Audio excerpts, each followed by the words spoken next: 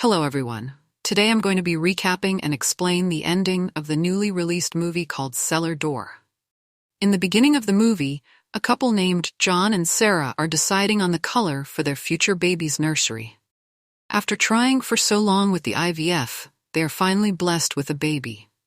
Sarah works as a mathematics professor in a college, while John works as a building architect at some prestigious company.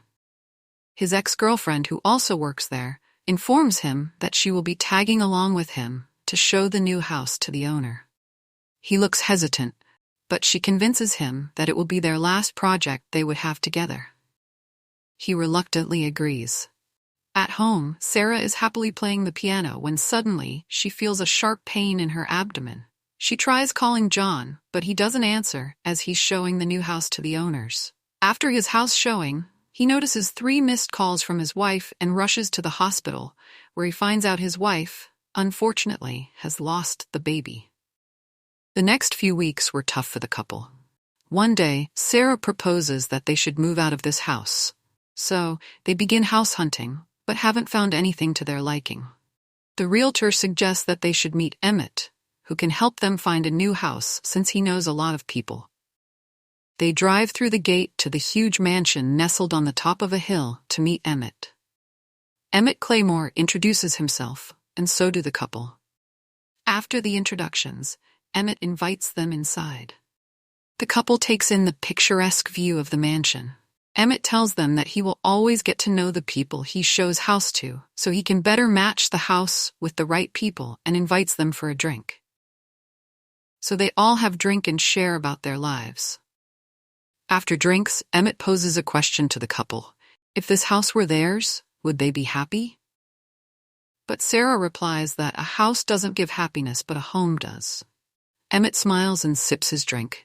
Then he proposes they stay here for a night. They agree since they both had drinks. They both go to the guest house and fantasize about living in this mansion. And they make love afterwards. The next morning, they hear Emmett Carr's leaving, and he left a note behind.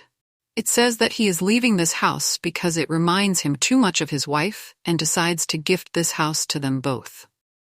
Under the condition that they shouldn't open the cellar door, no matter what, and if they do, then this house will go back to him. Their realtor comes running towards them and says that she handles Emmett's real estate affairs. John doesn't think it's a good idea. So they both go inside and talk about it. In the end, Sarah convinces him that since they are tight on budget, they should take it. They sign the papers.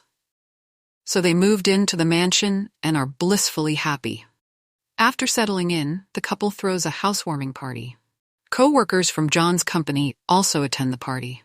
The ex-girlfriend of John introduces herself as Alyssa and hands over a jasmine flower, which she says is her favorite, but Sarah says that she remembers her from John's office party. After some time, he meets her by the restroom and tells her that she shouldn't be here. But she says she wanted to check on him since he lost the baby. But he tells her to leave him alone. Then they get interrupted by one of the guests saying someone is outside the house with gasoline. John goes outside and confronts the man. But the man simply says to leave the house and burn it down before it's too late and leaves. The next day, Sarah meets her neighbor, who introduces herself as Catherine and invites her for drinks someday, and says that she hopes they stick around, and bids her goodbye.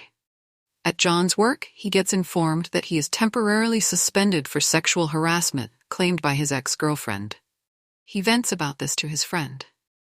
At home, his wife informs him that she will be going to her work tomorrow. She asks him how his day was. He lies and says it was good. Outside, when he sees the cellar, he remembers the conversation with his friends where they sowed a curiosity about the cellar into John's head. After 2 weeks, his wife as usual went to her work, and he still hasn't told her about his suspension. His friend advises him to tell her sooner. Then after the call, he tries to open the cellar, but couldn't. He calls his ex-girlfriend, but it went to voicemail, so he asked her to call him back. After that, he goes to the city planning office to get the blueprint of the mansion.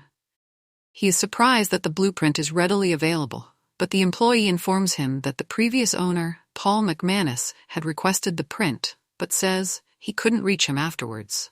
He is confused because Emmett is the owner and asks about Emmett Claymore. But he says that his wife had left him 25 years ago with their 5-year-old daughter, and he never saw them again, and that Paul was the previous owner. Through the blueprint, he finds a way to the cellar under the staircase and begins taking the planks and jumps inside. While he is drilling into the wall, he hears his wife's car. So he quickly arranges the floorboards and pretends to be reading the blueprint and informs her that his work ended early. At night, he receives a call from Alyssa. He tells her that they should meet tomorrow by the parking lot. When they meet, he tells her to withdraw the claim since it is clearly fake. But she goes on about how he always comes to her and that they should be together. But he is adamant that he will never leave his wife. She threatens to tell everything to Sarah and leaves. At home, John tells her that he will go for a hike and leaves. When she tries to eat a chocolate, she gets nauseous, so she uses a pregnancy test and finds out that she is pregnant.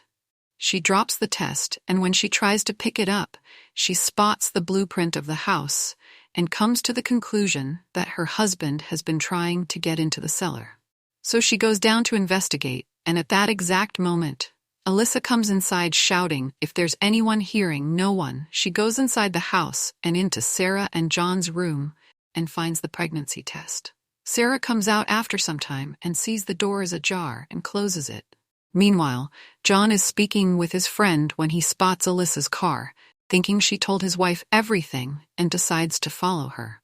At night, John arrives home and his wife confesses that she is pregnant, and they both are very happy. She tells him about the cellar and how he should never lie to her again. He agrees. The next morning, they are deciding on the color of the nursery when he gets a call from HR saying he is reinstated for the job. At home, when John removes the painting to hang their pictures, he notices a bullet and starts to freak out, saying that Emmett, who lived here with his wife and children, must have killed them and buried them in the cellar. But his wife is calm and tells him that there should be a logical explanation and adds that getting stressed is not good for the baby. So he drops the subject. The next day, the detectives arrive at John's workplace because Alyssa has been missing for a week and her car is abandoned on the side of the road. At a bar, Sarah meets her neighbor. Sarah asks her what she meant by the "hope you stick around" statement. She says that the house hosted a lot of families and the McManus were the last ones, and adds that she loves seeing John on her afternoon walks. She's surprised because John should have been at work then. She sees the news about Alyssa's missing. She confronts John about this, who says the police have been investigating the case and that he only learned this news today. While he is taking a shower, she checks out his emails and finds the email from HR about the 5-week suspension and also finds out that he had called Alyssa through his call logs. The next morning, while John is contemplating about the bullet, he decides to check the bullets shelved in the box from the previous owner and finds out that it matches. He mentions this to his wife and tells her that they should open the cellar and call the cops, but she simply says whether he is ready to risk this house and their happiness. Then they hear a doorbell, and it's the detectives.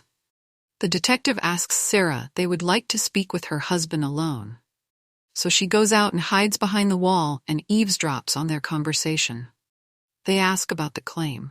He says that she actually developed an infatuation with him and that he met her at the parking lot to tell her once and for all to stay away from him.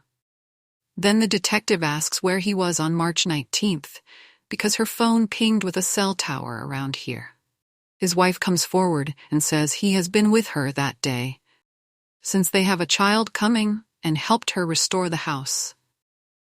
The police congratulates them and asks them to keep in touch with them and leaves. Sarah then reveals that she knows how after they were engaged, and one day after his office party, he came home smelling like jasmine, like Alyssa.